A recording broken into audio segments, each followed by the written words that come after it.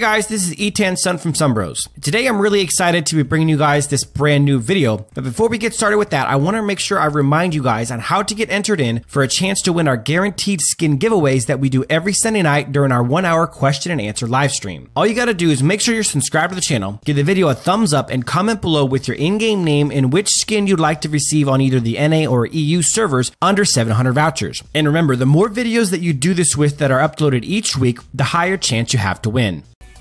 Alright guys, let's go ahead and get started with the Kriknak how to build video. We're going to be starting off on the hero page as always. We're going to go over his abilities, gotta figure out who Kriknak is and what makes him tick so we can best figure out how to build him. Alright, let's start with Kriknak's passive bite. When Kriknak's ability hits an enemy, the next normal attack will be enhanced and deal additional physical damage. His first ability, Terrifying Plague, starts with a 10-second cooldown all the way down to 7.5 by level 6. And when Kriknak summons a plague of larvae that deals damage, physical damage, and inflicts the target with a mark of horror. And then when Kriknak attacks marked enemies, they take additional magic damage equal to 8% of the maximum HP. That goes up all the way to 13% of the maximum HP. The cooldown of this ability is reduced by 3 seconds and restores 35 mana. So that's it does damage on the hit, and then the next hit afterwards, when they're marked, takes additional damage, and the cooldown of the ability is reduced. So the cooldown gets down to 7.5, gets reduced by another 3 when you do that, and then it gets down to 4.5 seconds. So it's pretty legit. The base damage is good. It's a pretty solid ability. Next is ability number 2. Horn Rush starts at 6-second cooldown, and it stays there. Kriknak lunges forward with his enormous horns, dealing physical damage to enemies in his path. Every enemy hero hit restores HP for Kriknak, starting at 151 on the AD boost, and then the regen goes all the way up to 475 at level 6, so pretty legit. And then the ultimate drone drop, cooldown of 12 seconds, goes down to, it stays at 12, but the flight time is 10 seconds, so really if you just went for movement speed, you could do this all but every 2 seconds, pretty crazy. And then you reduce the cooldown. The cooldown doesn't start. Sorry, the cooldown doesn't start activating until you stop flying. So, Kriknak takes to the sky, significantly increasing his movement speed for 6 seconds. When casting this ability while airborne, Kriknak attacks the target area, dealing a bunch of physical damage to the enemy in the area and reducing their movement speed. So, pretty legit. Okay, so now that we have a pretty good idea of what Kriknak does, we're gonna head over to the equipment page and we're gonna go ahead and build Kriknak out. Now, Kriknak is most generally played and best played in the jungle. So we're going to start off with the jungle items, and we are going to be building Leviathan. One of Kriknak's really specialties is his mobility, and one of the things that you get from that mobility is the ability to stay close to your enemies, full time. Not just that, but Kriknak is best built as a warrior jungler rather than a assassin jungler, even though his job is as an assassin, kind of like Zephys is. But we're going to be building Leviathan first for the HP, starting at 800, and it goes all the way up to 1850 rather. And then the passive Flame Mage deals 90 magic damage to nearby enemies every second, plus 5 per level. It deals double damage to minions and monsters. This is going to help Kriknak's jungle clear tremendously, and it's also just going to deal damage to anyone he's near when he's involved. So we're talking some pretty nice magic damage just from being involved, but we have to pick a we gotta pick a jungle item, and him being more tanky early on is better than Soul Reaver with just some extra attack speed, and doesn't really fit his kit very much. So Leviathan's not like the greatest item ever on Kriknak, but it's the best jungle item on him by a long shot. So that's what we're gonna start with. And then we're going to follow up with Gilded Greaves. Same reason as always, we get magic defense, but we love that delicious, unique passive resistance, plus 35%. What that means is that any crowd control effects on you, slow, stun, knockups, knockbacks, freezes, all that stuff is going to last 35% less on you. So if you get stunned for a second, it's gonna last 0.65 seconds and have a little bit of reduction on you. Kriknak is a warrior assassin, so the less crowd control that he has on him, the better. So we can continue to do damage, move around, and do all the things that make Kriknak special. Next, we're going to be going back to attack. And Kricknack's abilities do a very high percentage of his damage. His abilities are solid, whether we're getting the damage from his first ability, which does damage on hit, and then it does damage when the target is marked, which is percent health. All that is aided by, it's all physical damage, all aided by our beautiful armor pierce. So we're going to go ahead and build Rank Breaker early. We could do a different item on here than Rank Breaker. But Rank Breaker gives him a solid 100 attack damage, gives him cooldown reduction.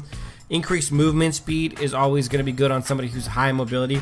But the passive is obviously 100 armor pierce plus 10 per level. So going to Kricknack some armor pierce to help his abilities do even more damage. Alright, then we're going to go over to the defensive side. We're going to buy our first, not our first defensive item, because Leviathan is technically a defensive item, even though it's a jungle defensive item. But we're going to buy our first, like, big boy defense item.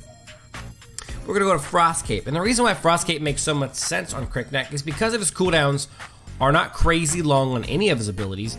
And Kricknack generally follows up all of his attacks, all his abilities with an attack. And the best example of this is his first ability, which is going to shoot the larvae out. It's going to hit you, and then you're going to do an auto attack or anything really to damage the enemy, and it's going to deal that percent health damage. Well, now it's going to do the damage from Frost Cape, as well as doing the slow from Frost Cape, which is a 30% movement slow, which is really solid.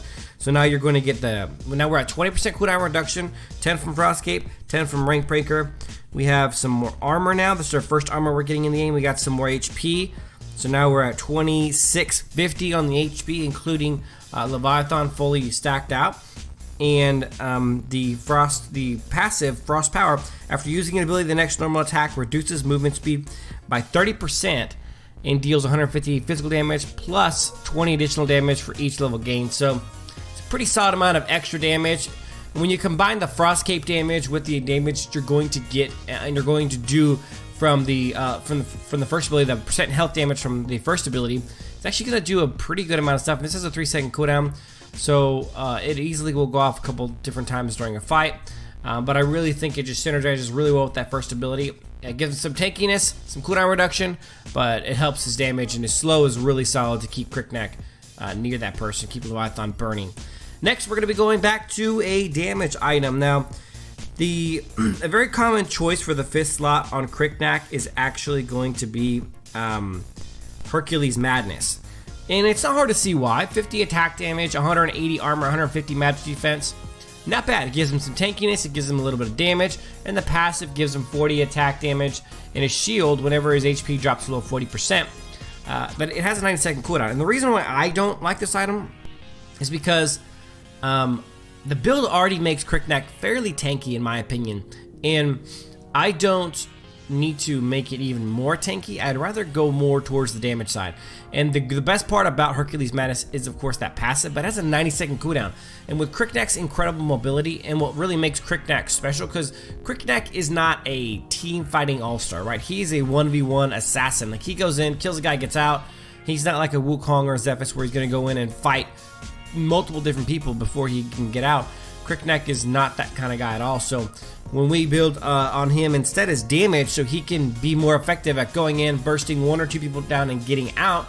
And we're going to go all the way to Fenrir's Tooth. And there's a couple reasons why we're going to Fenrir's Tooth. Number one, all damage is increased by 30% when the target is below 50% damage, which is solid. And I'll tell you why it's really good. It's because when you engage with Kricknack, a lot of times you'll be able to get that hero down, especially if it's a squishy, below 50% by hitting the larvae and then hitting them as a marked target. They'll be well below 50%, and then you're talking about 30% extra damage to a target that you essentially did nothing on except for one ability, and then an auto attack. So Fenrir's is going to be solid. So after you've hit them with the first ability, and then you've hit the marked target with an auto attack, Frost Cape's going to go off. Remember we talked about that? You're going to get the Frost Cape damage and the Frost Cape slow. So now they're slowed next to you. They're burning from Leviathan. They just got hit with a massive 1-2 punch. Fenrir's kicks in and gives you 30% extra damage to finish him off.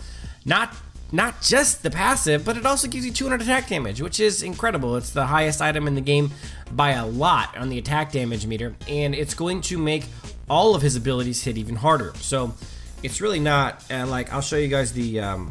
let's go back real quick and see. The scaling on Terrifying Plague is at 173 standard.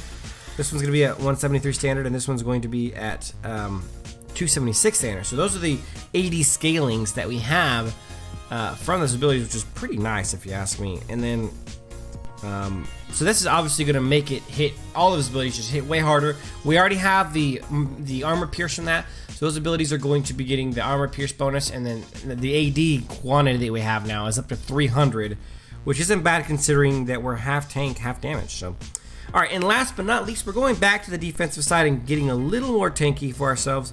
We're going to be building a Medallion of Troy, and pretty simple to see why. The shield is awesome on him. Any healer, like any marksman that has the heal ability, like Zephys or Cricknack or anyone like that who has the ability to get a shield pop up during a fight and then get healed, because you remember you don't take damage while the shield's up, at least not whatever the shield is giving you. Then you're healing, you can actually it helps having the shield to go along with the heals.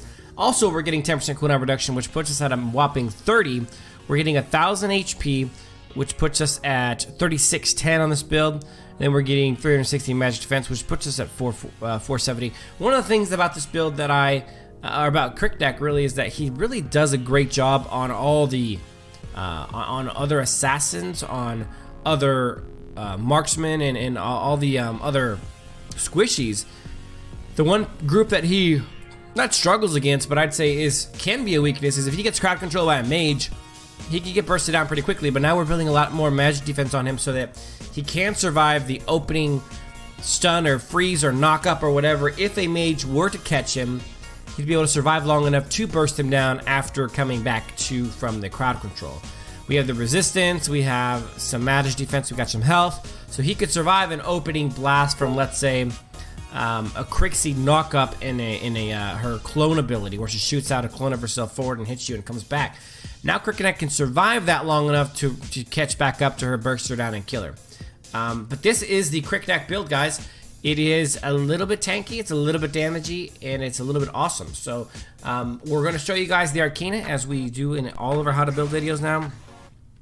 And the Arcana for Cricknack is super simple, nothing too complex. We're going to be going with Onslaught, Attack Damage, Armor Pierce. We're going to give, we really want to give Cricknack Armor Pierce to have all those abilities working harder. So now we're at level 15 with Rank Breaker, we're going to have 250 Armor Pierce. We're going to be able to get a whole another 100 from our Arcana, so giving him a 350 Armor Pierce in the build. But this one is going to be 2 attack damage and 3.6 armor pierce, which is going to give him 20 and 36 of each of those once you have 10. Then we're going to be going down to the purples. We're going to be getting Assassinate, which is attack damage and movement speed. That's 16 more attack damage, giving him 36 on this so far. And then movement speed, 10% movement speed is also pretty solid, especially for a high mobility hero. And last but not least, we're going Skewer. It's going to give us 9 more attack damage for a maximum of 45 attack damage with Arcana, and Armor Pierce, giving us 100 Armor Pierce. So 45 attack damage. We're going to get 100 Armor Pierce and 10% movement speed from this Arcana set to go along with what we're already doing, making Cricknack a disgusting, murderous assassin freak bug or whatever the crap he is, a weird beetle thing. But it's going to make him good, and I'm really excited about you guys getting to try out this build. It works very well on him. It is a really good synergy and kind of concert of damage and tankiness that I really, really like. And I think you guys are going to like it too. So thanks for watching, guys. I hope you guys enjoyed the video. Please let me know in the comment section below when you guys try the build and what you think of it. But thanks for watching, guys, and as always, till next time.